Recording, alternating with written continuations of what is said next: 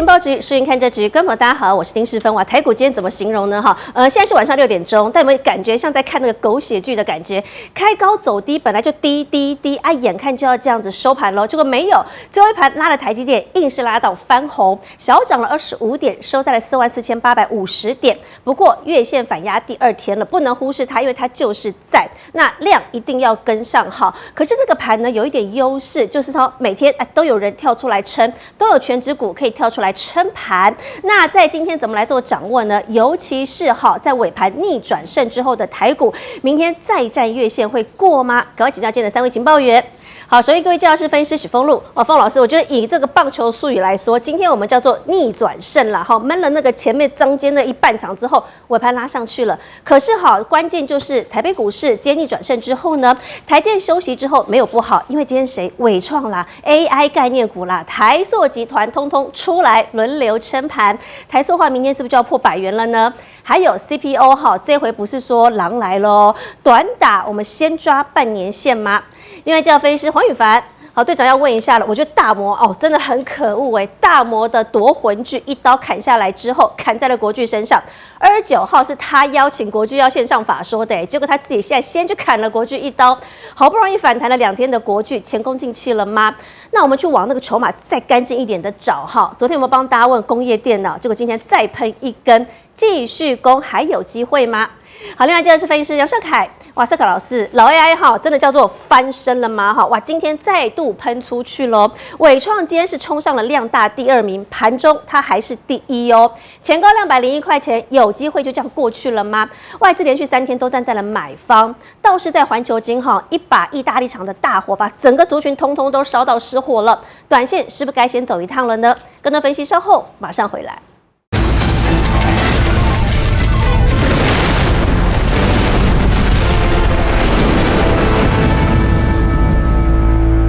好，欢迎回来。台北股市今天叫做逆转胜尾盘拉台积电，结果硬是拉到了翻红。可是其实今天我觉得这个大盘其实这几天都有一个优势是什么？轮流都有人在撑哦。今天轮到谁撑？伟创。AI 概念股今天都回来了明天再拼一次月线过不过得去？接下来呢，时机在哪里就要好好问了跟凤老师一起来看一下，我觉得今天特别要问的是台北股市这个波段基本上月线反压不能忽视它，连续2天真的都压在这里接下来的 V 有没有机会就这样 V 上去了是不是这个地方一定要看到1兆以上才有机会真的是拼过去？那我觉得今天有点关键，受到了美股财报，这个礼拜开始所有的大厂都要公布财报周咯，其实都没有不好Google 公布了。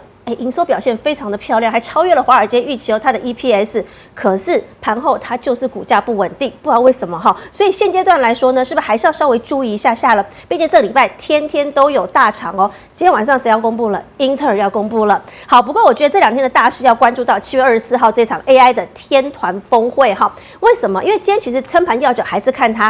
台积电虽然休息了，但你说老 AI 辉达概念股今天有表现，会不会就是跟这场峰会要来有关系呢？韩国总统李在明都要亲自去他是不是要真的要救一救韩国股市了因为基本上占全职的都有机会在这场峰会中出现。那黄仁勋一定会来，大家要谈什么呢？就谈 AI 的相关科技合作。李在明要去，三星会长要去 ，SK 会长要去那美国当中 OpenAI 的 CEO 也要到，这些 AI 大佬都会去。所以这场峰会讲什么，我们持续帮大家来做关注。可是今天跟他有关的就是谁 ？CPU 就来啦。辉达概念股当中 ，CPU 这一次到底是不是真的不再是狼来了呢？高价股当中都有在回升，而且法人真的有在买不是说不买它8大官股也在买 CPO那这2天买超很多是谁？买在友达身上这个真的叫做最便宜的 CPO 了啦要叫它。那其他这些高价当中的持续在回升，我们怎么来抓呢？还有今天不只是电子要关注，我觉得塑化股这一块一定要看一下，因为今天的塑化2线塑化通通带起来了这一块蛮多低价的。你看今天的台塑九宝当中，台塑化今天是拉了一根再创新高了，明天是不是100块钱的价位就要到了呢？接下来跟上来的台塑台化，其实这2档个股早盘都创高咯，创高之后出现一些震荡是比较合理的，但接下来怎么走就非常重要了峰老师，我们先看一下，我觉得这个月线反压到底明天拼不拼得过去？明天有可能过，有可能了，等3天了明天有可能过。来，我们先看一下大盘。我们在礼拜1的时候跟大家讲，这个位置应该要准备反弹了嘛。我们当时候跟大家讲42000大概就市场认定的一个底部了。礼拜一下午嘛，好，礼拜一晚上嘛，礼拜二真的是来一根强弹，对不对？那礼拜一我们在讲了下缘之后，我们也当天也就跟大家讲，反压在哪里？月线。然后世峰还说，怎么大家都看月线？我说这样才有共识啊，会到月线啊，还真的变共识。来大涨，因为太快了啦，2天就到月线，所以一定休息。这个我之前教过大家，这就是一个套牢区嘛，所以来到这里本来就会休息啊，很正常。那今天尾巴其实它有点心虚啦，尾巴才拉，早上先让大家失望，那个短线的筹码才打出来。其实它其实这是个洗盘的一个动作啦，但是它最后能够快速的拉了，当然期指是大涨了将近快400点上来，从底下一路拉上来，明天在500点就过喽。所以这个位置啊，其实我们在看，因为它一直量没办法有效补出来嘛，对，所以它今天跌是好事，因为它早上跌，所以量又缩到不到9000亿嘛，昨天9000多亿嘛。那我跟大家讲说，反弹本来就不要出量啊，你反弹有出量，就表示之前低下买的人，他反弹获利出了才有人卖，因为大家都套在这里，你在这里哪来的量？好，那如果说要过月线，明天呢就有机会。今天收了这样的一个十字线，开高就容易走高。那可是它如果是没有直接跳空越过月线的话呢，它就必须要带量过，那明天势必得出1.1到1.2兆的量，这个才会是真的站稳月线。因为月线其实扣底大概在这个附近。下来之后，如果你能够站稳月线，你就会在这里做整理，你就不是在季线到月线这边整理了。在这里随时有可能再破。可是如果站到月线要再破就不容易。大家记得一个口诀哈，原先的压力被突破，它就变支撑；支撑被跌破，它就变压力。过去啊，我们把加权指数缩小一点哦。你把时间缩短，我们过去不是这样，来到季线都会是支撑，来到月线都是支撑。你看，来到月线，来到月线，来到月线，这一次跌破月线，那月线当然是压力啊。可是因为它的这一段其实没有非常大，还有机会去做突破，所以今天拉尾盘示范一下，我要控得住。明天又有一个好消息，就今天 AI 峰会的一个召开，当然。这个礼拜也是相关的美国超级财报周，刚刚也讲到 Google、Alphabet 的营收市场好啊，比市场预期好啊，但为什么跌？现在大家讲4大 CSP 厂的现金流短缺，其实最早在打这一件事情的时候，是打的是谁？打的是甲骨文，还记得那时候有没有 ？OpenAI、甲骨文加辉达，然后3个叫做永动机。我投 OpenAI 下单给我辉达，然后呢 ，OpenAI 再跟那个甲骨文买算力，不就这样一直绕圈，对不对？就这样一直绕圈叫永动机。那这一次就是打到了 CSP 厂，好像资本支出太多了，现金流不够，所以它才会跌。但是其实跌幅不大啦，小小的。那真的接到好订单的，今天有谁？ AMD 财报出来，好棒啊，涨了很多啊。那有没有问题？没有问题。那其实我有一个隐藏版的 AMD 的散热供应链的股票啊，但是因为现在的成交量太小，而且公司还没有让，我以后啊，等公司有让的时候，我第一时间跟大家报告，那个时候大家去买，应该那个机会很好。隐藏版大家最喜欢。对，来，那我们再来看今天这个大盘，大家就清楚嘛。我觉得明天有机会要收周线，然后技术面上它也支持。再加上有 AI 的一个峰会，势必要做上去。而且啊，因为现在美伊战争其实打得有点打不完。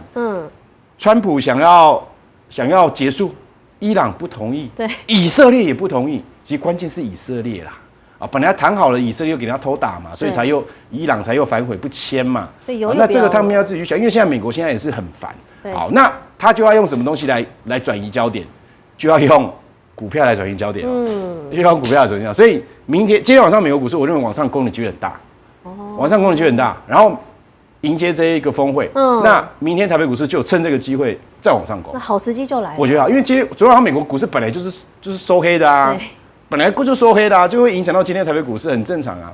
好来，那现在就来看到最近撑盘的部分，我们其实帮大家追踪台塑集团很久了哈，主要买台塑、台化，都创高，今天都有创高哦，南亚其实我那时候讲说不要，因为它涨太多，对不对？然后呢，今天的南电大家如果看我早上有加入我的赖生活圈，我早上有特别提哦，聪明钱啊不会在今天去买 ABF 跟 CCL，为什么？因为这次这个是个反弹行情，你创高不创高我都要卖，更何况你是已经最强的股票，就是要卖掉你再去买一些跌升的。所所以如果你有看我早盘的文章，你就不会去买南电。结果今天南电怎么样？盘中一度打到跌停板啊，它也是测月线啊。大家看一下这个江波图，打到跌停板啊，哇！那你说一买打到跌停板，当下就吓一跳，那怎么办？很害怕旧事重演，就赶快又当冲掉哦，那就不好了。来，我们来看一下。但今天我跟各位讲哦，它在创高的时候呢，它涨停板没有锁住，这是其一的缺点。第二，我跟各位报告，你创高爆量，它就不是高点；创高爆量，它就不是太多的高点，它会回的，一定会回的。但这次的量比这次的量怎么样？少。有没有看到量是越来越小，但是价是来到这里，代表是什么？追价意愿下降了，所以逻辑上今天是要站卖方的。涨单打开，你应该站卖方。哦，那你不应该在今天继续追了。这是我在今天里面啊，外资又在讲，冲进去了。对对对，我觉得他要休息啦。因为我们之前在这里我也跟大家讲会创高，记得这一天吧？记得这一天吧？我说他要创高，然后来到这里，我觉得还没有结束。但今天这个现象其实可一可二不可三嘛，你量越来越小了，所以我觉得这一段的部分大家也要去注意，就是当台化今天也在创新高，我们那同时间7月2号跟大家讲的嘛，哈，突破，好，来涨到这里一样，它的量能一直都没有办法再创高了。第一次没有，未来还会再创高，在第二次没有，后面就会比较难。尽管今天的台说后来在说涨停，但它因为它形态是最强嘛，对，因为它是跟油是最直接的嘛。它明天就要3位数了吗？丰老师，它明天3位数也是下车啊，目标去到啦，也下车啊，短线都差不多了。而且他们休息有一个好处。它本来是撑盘的，休息之后这些钱物回来什么？回来电子股，跌剩电子股才有机会，不然很多昨天反弹一天的地方，功率元件昨天的强暴涨停，今天打到跌停。来，台盛科昨天涨停，今天又跌停，这个就不是太好的状况。一天涨停，一天跌停，如果是在位阶相对高的话就不好，在位阶相对低还行。南亚的话，其实我觉得它就在这边做震荡整理，这也不是我们要买点，不要去管它300。我上次有讲哦，不要去看它300啦，真的不要看，不要相信外资讲的话。他现在都在调降国巨了，但他也不会破，他就是在这边做整理。好，就在这边做整理，但不是我们要操作的目标。操作的目标是昨天跟大家来讲一个重点 ，CPU 我确定落底。这一波 CPU 我想全市场应该我讲最早，然后我最早讲大家不要去追了，你要去找其他的股票。在这个部分里，今天相对多的股票都还不错，走势还不错。当然锁住涨停板最重要的是联亚。对，但我跟各位讲，联亚。他明天来要不要遇到这里的套牢区？这里是成人套啊。对，这里是成人套啊。一关一关呢。所以，李斯嘛，如果前几天他来到这一天底部爆量收脚的这一天，隔天你有买，你会吃到这2根。可是来到这里再越过去，你会遇到这里会震荡。好，但震荡完之后呢，只要它能守住这个下缘，整理的过程里面，可以再去买回来。所以明天不要去追，但是 CPU 你要去找真正跟暗光纤有关系的公司。我找到这一家，其实也就只有这一家跟他们，其他都是 CPU 跌升反弹。这个是最直接啊，它才是直接。讲的是暗光纤嘛，昨天。暗光纤啊，暗光纤昨天我们没有仔细解释，它就是埋在地上备而不用的实体光纤。实体光纤哦，这个是你去研究之后你才会知道啊。大家看光通讯，大家就全部买 CPU，是 CPU 吗？现在不是 CPU 的问题，现在里面很多啊。现在问题是你已经。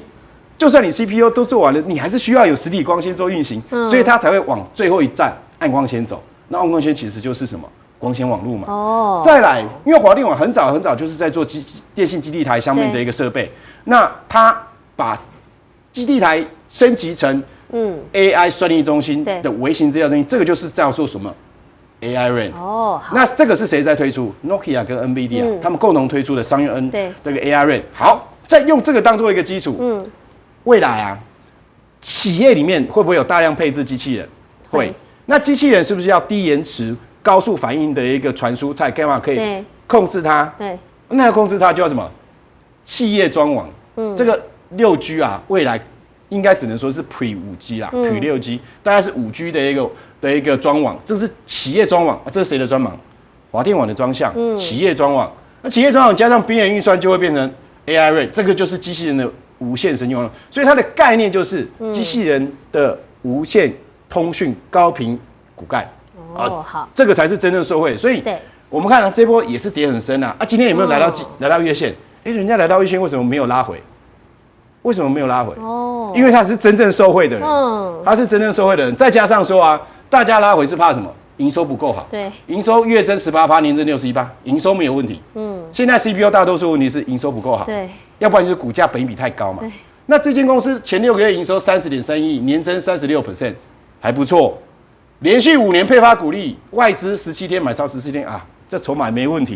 人家连5年有配息有获利，所以它回跌的复聘是比较缓慢。对，那它来这边其实这里已经整理很久了，这边只要一补量跳过去之后，它其实基本上。我觉得它就没有什么太大压力，因为它才是真正受惠暗光纤的一个题材。所以我在今天才跟大家做这样的一个提醒哦。那当然还有更多的一个相关这个 CPO 后续操作的一个策略跟方法，我会在我自己 YT 2点的时间在股市风榜跟大家去做见面，大家可以去搜寻YT。那当然每天早盘加入我的赖生活圈，你会得到非常多的一个讯息，包括说今天不能买什么，今天要看什么，行情怎么看，未来怎么看。我觉得每天早上看5分钟，对你的帮助一定会非常大。好，谢谢峰老师喽。今天的低价黑马股持续帮大家找了，如果大家有任何的问题呢，都可以透过我们审论方式来选下峰老师哦。那峰老师会找时间帮大家做留言跟回答的。我们先休息一下这段广告，好，稍后带大家来看到了大摩好可恶哦，开了国巨第一刀。那这2天的反弹都前功尽弃了吗？我们往筹码干净一点的找，有，今天这个族群又喷出去了，是谁？答案广告之后揭晓。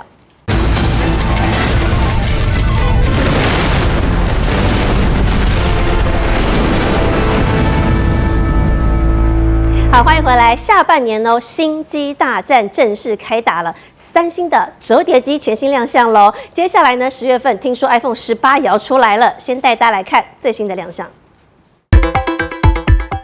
浪漫薰衣草籽2颗大镜头，仔细一看，整体变矮又变胖，模样更可爱。韩国三星全新的宽版折叠机终于登场，重量大瘦身，只有201公克，比一瓶铝箔包饮料还要轻。同场亮相的还有 Fold 8 Ultra， 外观跟前代差不多，不过展开更薄，只有 4.1 毫米，就跟2个50元铜板叠起来差不多。同样宽折叠的还有它，华为首款横向扩折叠机，展开后7.7寸大萤幕，就像是迷你平板。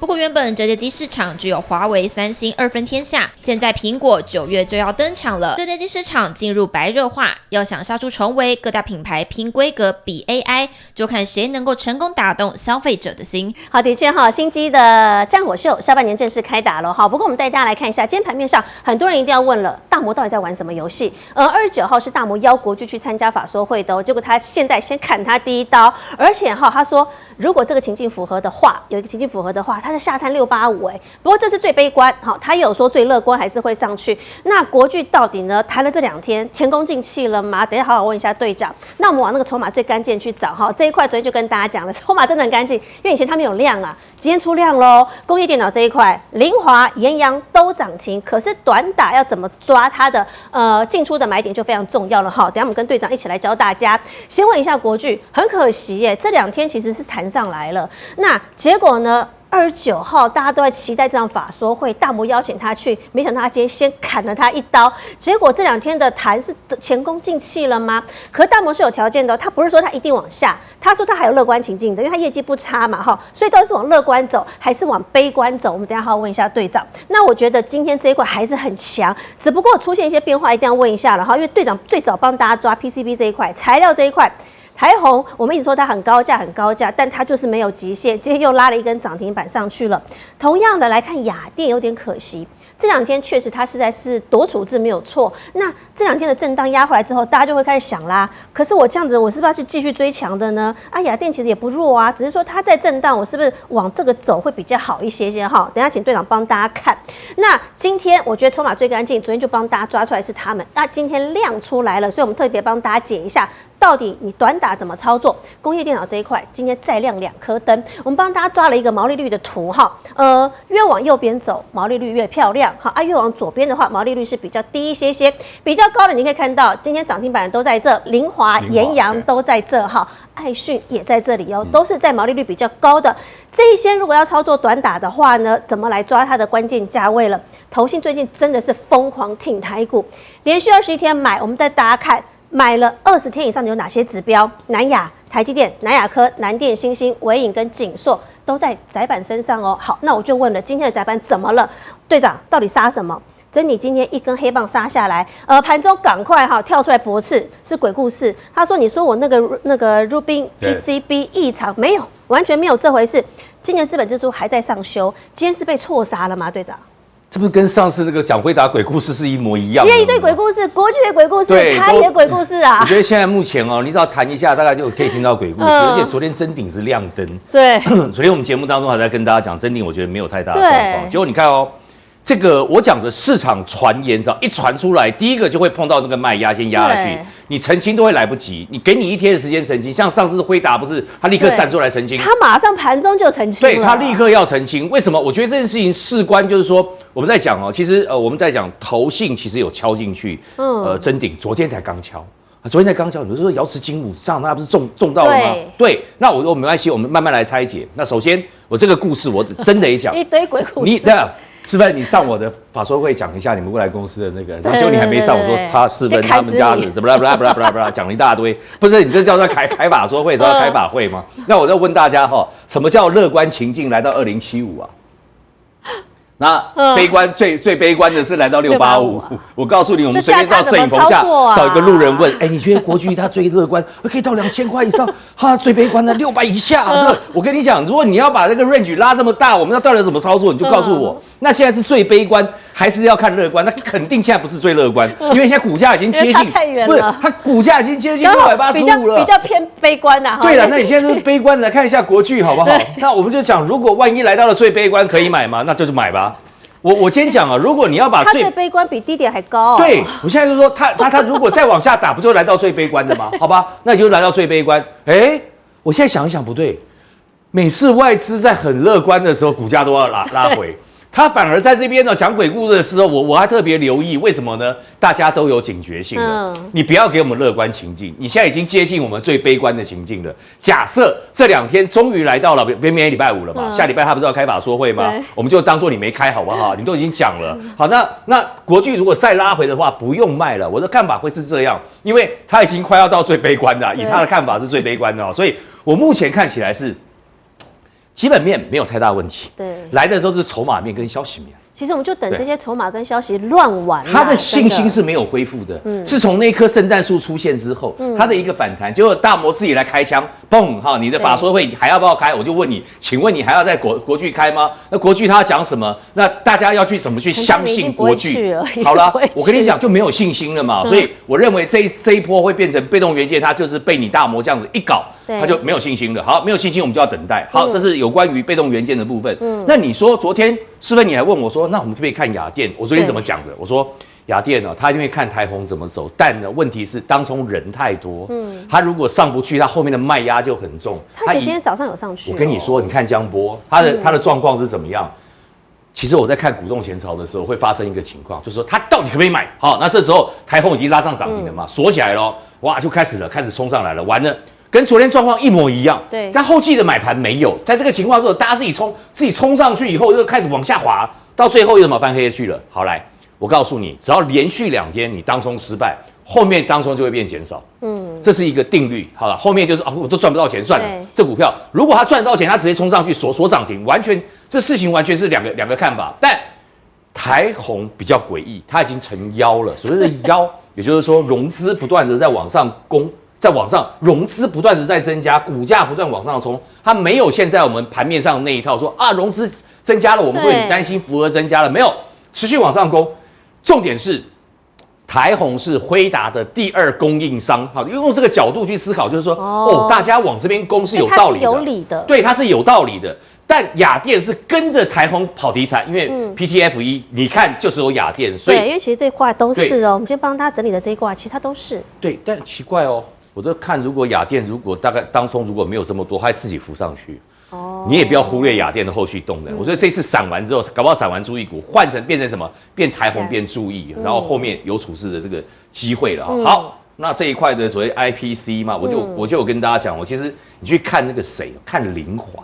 我们要不要先找来一下凌华来看？它在这一块嘛，也就是说我们在看毛利的部分，对啊，它是好的，也是友达集团的。好，来，我们先看凌华。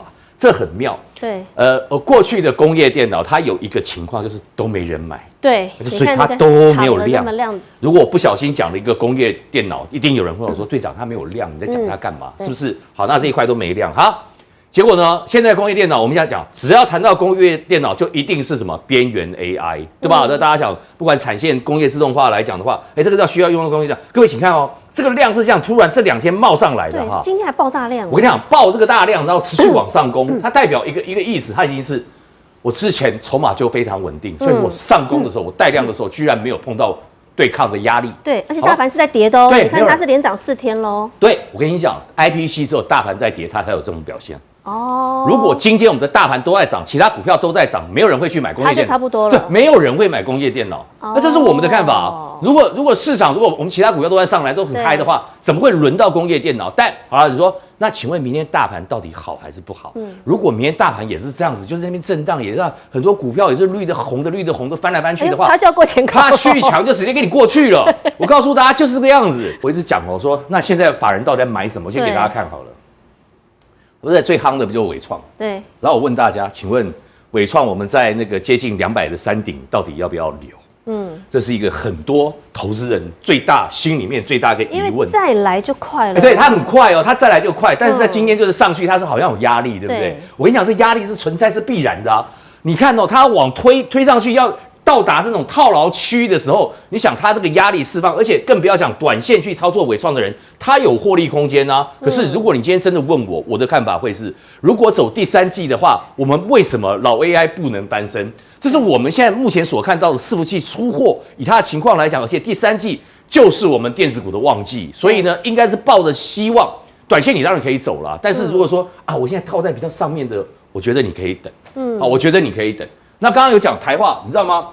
台化外资昨天买了很多张，对不对？虽然台化今天攻上去创高之后，它很大的震荡，但大家会怀疑说它还有机会再上吗？它不是没有机会哦。大家还想一下，6月初我去 Computex 的时候，我回来我就第一个先讲台化，因为我去看他摊位嘛。那讲完了之后，台化走到这个阶段了，今天最嗨的是谁？是台塑化。对，那是跟炼油有关系的，所以跟战争有关系。我就问那台塑化这样的涨法，台化会接吗？我们删掉一个字，数把它消掉。台化会接吗？因为你看等一下我后面给大家看一下。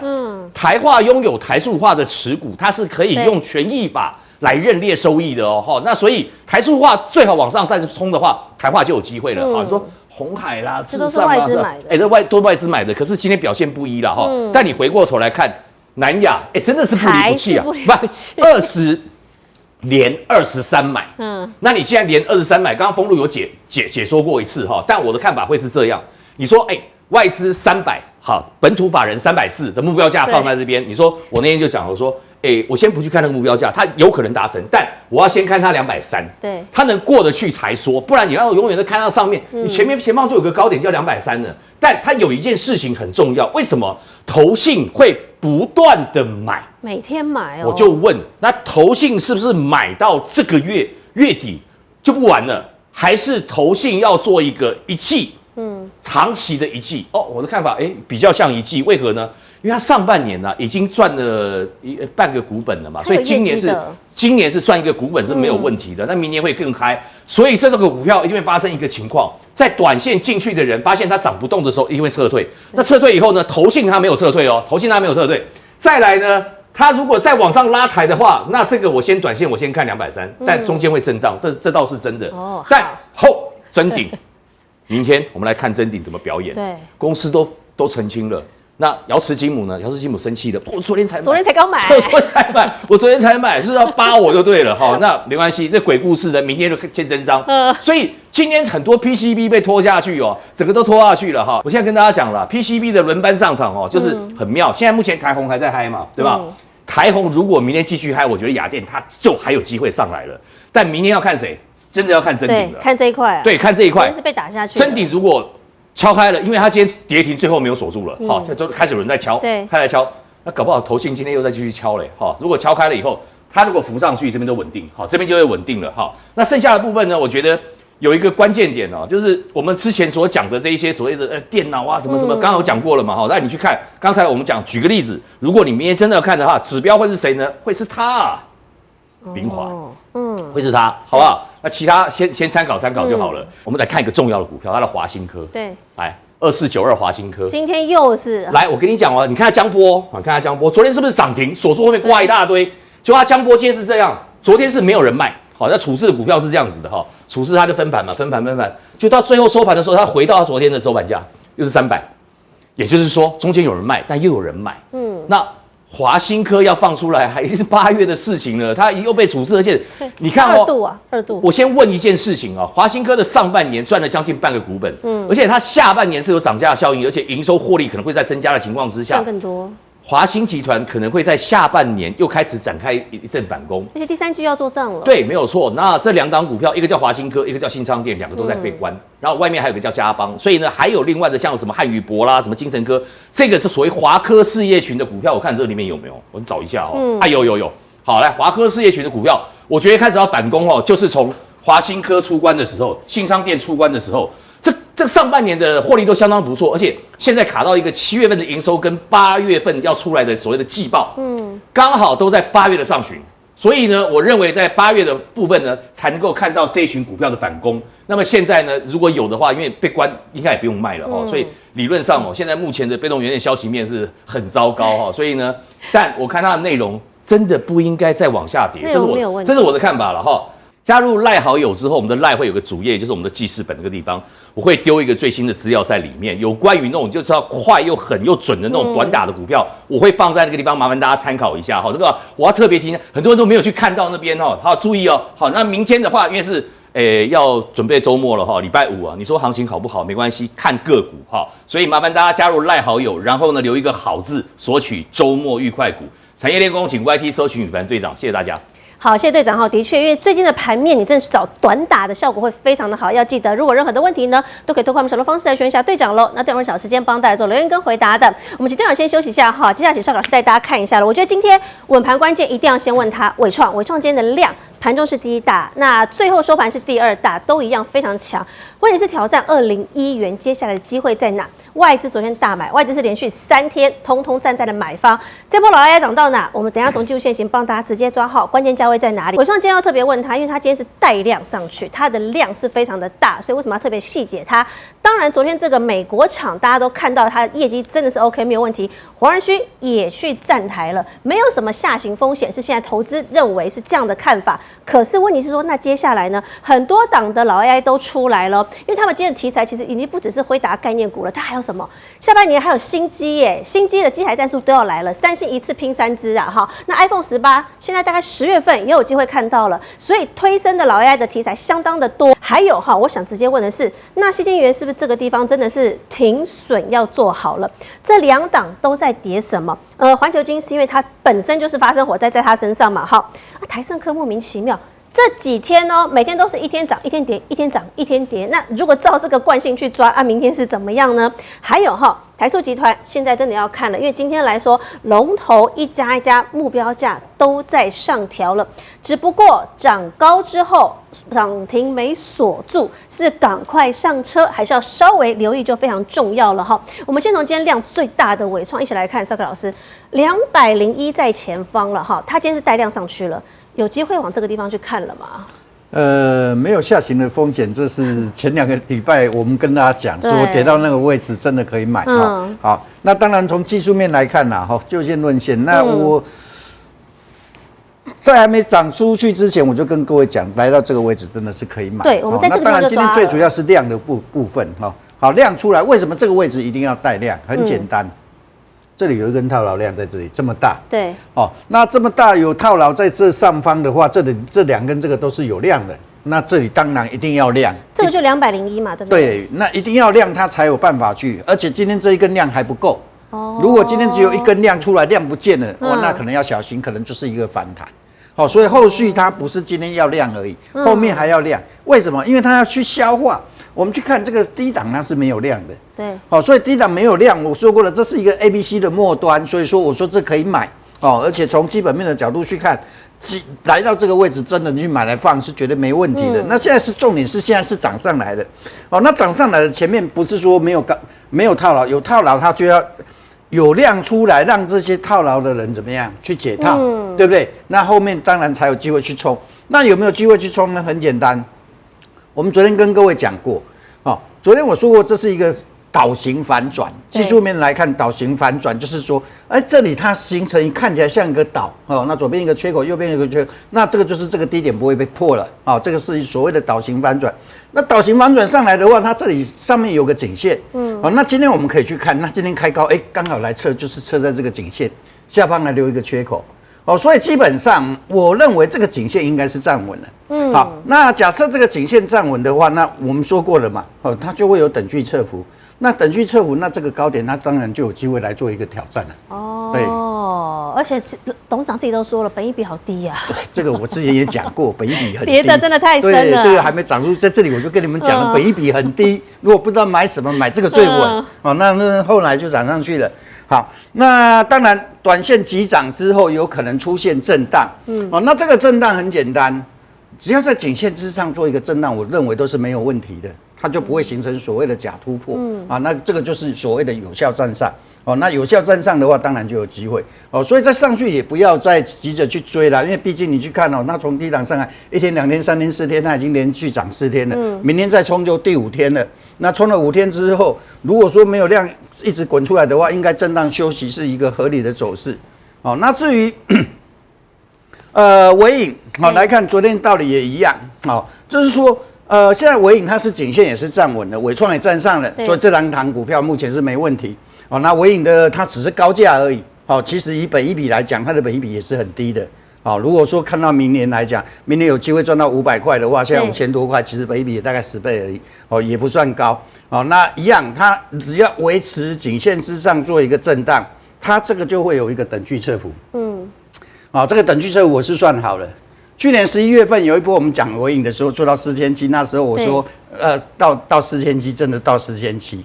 这一波我是算好了。那因为我们队友有，我就暂时就保留啦，保密一下啦。那简单的说啦，其实也很好算嘛。这里有多少，这里最少就会有多少。因为外资目标价也给上去了。对所以那个高点一定会突破的。因为这个颈线站稳的高点一定会突破的。那鸿海呢？鸿海基本上也没什么太大问题，它只是它股本比较大，对，动得比较慢。它股本比较大就是慢，那慢有问题吗？也没有问题。它只是因为它股本比较大。那我们去看从月线站上去，季线站上去之后，将来均线它就形成多头排列，那就会形成类似这样子的走势，慢慢的往上去垫。那本益比目前看起来也算低。所以基本上再加上下半年开始都是这些伺服器的开始的出货旺季，对不对？那基本上还是有机会去往上慢慢的往上走。那比较后面跟上来，这2天开始跟上来的，我们看到谁？和硕。对。和硕也一样。它在这里横向震荡打底完之后，那目前呢？目前就差一步，差这一步在哪里呢？今天冲上来，它刚好碰到有留上影线。那留上影线的原因在哪里？它这里有个跳空缺口。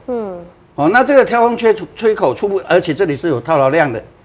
所以这个有跳空缺口，有来到套牢量的时候，碰到这里，它会碰到一个什么短线的一个所谓的技术性的压力，所以它今天会留上影线。那当然，短线如果说在横向震荡这么久的时间，有没有机会站上去呢？我认为是有机会站上去。那一样的道理，如果是它这个机会站上去，它一样会有等距侧幅等距侧幅你随便看这个高点，那就会突破了。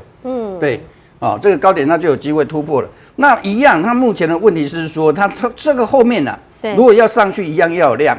因为这上面这里是有套牢量的，对，有套牢量的话，它就一定要有量出来，对，所以量还不够，所以要站上去的话，就是要有量怎么样？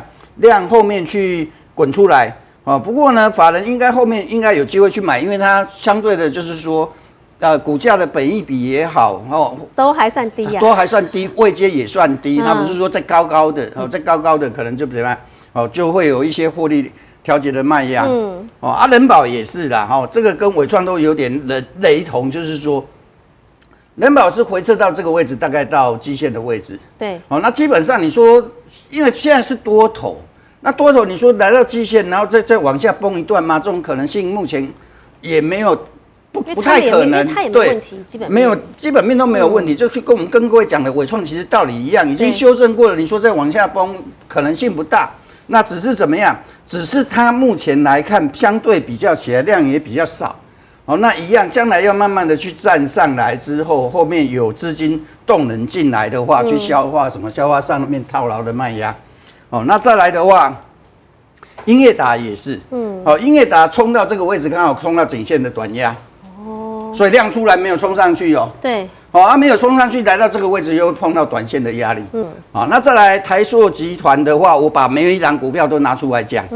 好，每一档最强的当然最先涨的当然是南亚，对不对？好，那南亚我们就看嘛，回撤月线如果守住的话，我认为问题不大。但是如果月线破了，要不要走？月线破一定要走，为什么？因为我们讲技术面的修正，如果说 A、B、C 这个低点破了，它会形成 C。好，那目前当然还没有。所以如果在月线上去做一个止稳的话，问题就不大。好，我们只是说目前没有问题。对，因为它今天是尾盘稍微往下跌下去。对，那后面有没有问题就要观察。这个就要我要跟各位讲的。那个等一下再讲台盛科就会跟各位讲一下。好，那再来的话就是台塑，好，台塑集团目前就是后来跟上来的。好，那一样，好，它这段时间它也是沿着月线一直往上。好，那短线它基本上好来回撤到十日线就止稳了。好，那下方初步可以先看十日线，好，再来月线就不能跌破。台化也一样的道理。哦，就是说这一波测完之后，大概测到月线、十日线大概都止住了。哦，那如果说做比较短的，就看十日线能不能继续守稳。哦，那做比较波段的就看月线，下面这一条是月线。哦，那南电，好，南电刚讲的，对，哦，南电一样，来到这个位置的时候，就跟我刚讲的一样，哦，这个位置不适合去做一个跌破，跌破会变 A、B、C， 它的缺口是有上来封闭掉的。它不是像环球晶，因为它今天打到月线还有拉上来。对，它是缺口是有上来封闭。好，南亚科我觉得说没有问题，因为它也是往上补缺口。对，台盛科我这2天我一直跟他讲保守，为什么保守呢？不是因为台盛科不好，是因为本来最强的，我们去看这个环球晶，我说这里这个上礼拜有的跳空缺口，你看弹起来它是碰不到的，对不对？我说这个是比较弱。然后当时我也讲过，我说合金也是同样的道理，这2档股票都是本来矽晶圆最强的，都是涨不上去的，所以这2档股票往下带的情况之下，它一定会影响到同一个族群。所以每天股民最想问，连续2天问同样的问题，它一天涨一天跌，每天都在不是一天涨一天跌，因为是最主要是环球晶跟合金的弱势，它会影响到同一个族群。所以这几天股民最想我们是每天大家都问，我都说暂时不要硬要去挑。对，我都说暂时观望，这个我们都不是每天给大家的建议吗？如果你手上没有的话，你就先观望一下。啊，有破月线要不要走？要先走，为什么？因为它会变成 A、B、C 哦。哦，如果是 A 就变成 B 就变成 C， 差不多咯。对，所以说暂时观望会是比较好的选择，除非它月线真的守住了。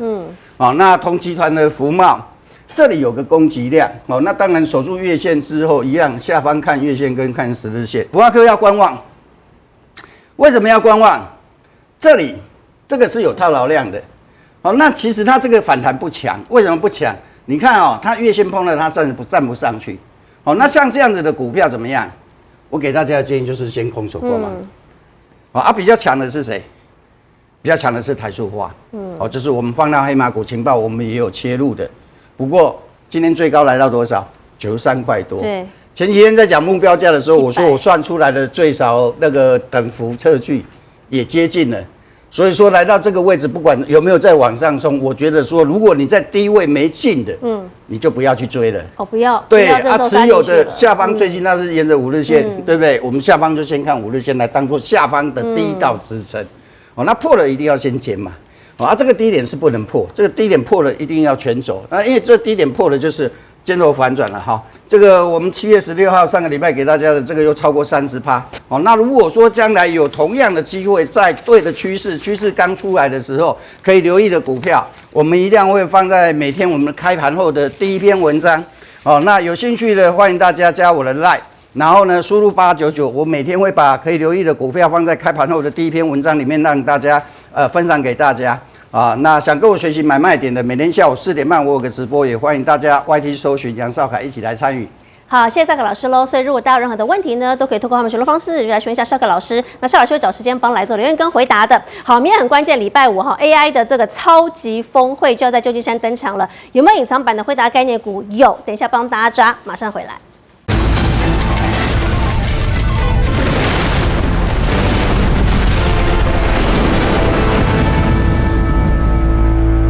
礼拜开始哈，超级美股财报周来了哈。今天晚上重要了，看谁？看英特尔还有希捷。接下来呢，下礼拜还有更大的要登场了。接下来怎么看？那就跟美股非常联动性高了哈。我们来看全指股的表现，先跟Circle老师一起看到，主动 CTF 昨天是卖了台积电啊，所以今天台积电稍微这2天震荡，可是他买谁啊？他买南亚科、买日月光、买臻鼎 KY。我想问的是，封测昨天强啊，今天怎么了？他怎么买完第2天好像最近也不准了，今天又掉下去了？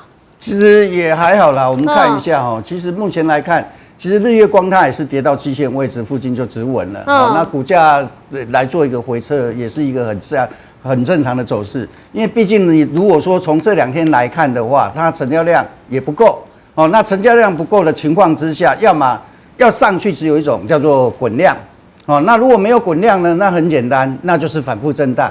哦，那我觉得只要维持在季线之上做一个震荡的话，后面还是有机会再上去的。哦，好，所以封测没有太大问题哈。龙头日月光只要能够撑住，基本上族群性就还在。那想问方老师一起看了哈，因为明天是旧金山的 AI 峰会要登场了嘛？你看今天的散热其实蛮指标的，辉达概念股哦，矽光子也都是哦。散热你说太贵没关系，我们找那个更低价的，你知道吗？大成钢今天不是涨钢铁，它竟然是隐藏版的散热，六月营收也没有太大的问题哈。这几天确实也是涨得蛮漂亮的，昨天一根红棒上来之后，今天稍微开高走低震荡一些十字线了，到底还可以看它吗？我认为其实现阶段很多的一个传统产业的股票，他们有一个很好的优势，就是 EPS 表现都不错，对，第一季也赚1块多，那6月营收也很漂亮。如果再搭上 AI 相关题材的话，有机会进行本益比的调整。就像前一段时间我们跟大家在讲台塑集团，对，台塑集团悄悄都变成特化了，已经不是过去所知道的一个塑化，它变成半导体特化。那如果你再看到现在钢铁股，其实不仅仅是大成钢有这样子的一个表现。如果大家是去看一下，前段时间有一档个股叫3004的丰达科，大家请看一下丰达科的股价，你把时间拉长点，它在7月份才刚刚创了一个新高，那是代表说现阶段很多的传统产业，他们的本益比也在进行一个调升。如果能够扩到像丰达科扩到了航太，那如果说大成钢跨到了所谓的 AI 的一个相关的一个散热管的一个题材，我觉得它在继续往上攻高机会也会非常好。如果以我们现在来看，本益比如果来到15倍，那它其实往60块走就有空间哦。好，所以封老师帮大家抓出了关键价位哈，不要小看这些传产股哦，现在只要搭上 AI 的边，它都会喷哦哈。那队长，我们就想问了，之前很强的 PCB 这一档荣科，会不会这个波段是跌这个原因？今天好像帮大家找出来了，它是鬼故事还是真的呢？李长荣集团啦，今天在盘中几乎尾盘时间投了一个震撼弹，原来说要跟私募基金分手，所以他要去卖股吗？当然，每一次哈，只要集团当中有人卖股的消息出来，大家就害怕了。国巨之前也是这样鬼故事传出来的，所以呢，荣科最近来说是在跌这个吗？第一件事，那个 KKR 是跟李长荣化工分手，知不知道？那李长荣化工是荣科的大股东，那你说他为这个事情来卖股，他之前就卖股了，他从1月份到4月份已经卖了3万多张了，他已经转让3万多张，那大家就会问说，那为什么大股东要去卖荣科呢？因为他要去设厂，他有营运资金，因为他跟着台积电去亚利桑那去设厂，这个是属于化工的部分，这是李长荣的部分哦，这是好事跟荣科不一样嘛。但是他因为是卖这样的股票，是要充实这个营运资金。好了，今天这个消息来了，会影响到荣科，但是现在李长荣化工的这个荣科的持股只剩下7%多，你全部卖光好了，荣科会走自己的路。所以我跟你讲，这个卖完之后才好。变成荣科又自由了，因为它不受影响了啦。对，它不受影响，所以大家先搞清楚这个关联性。KKR 跟李长荣化工是要。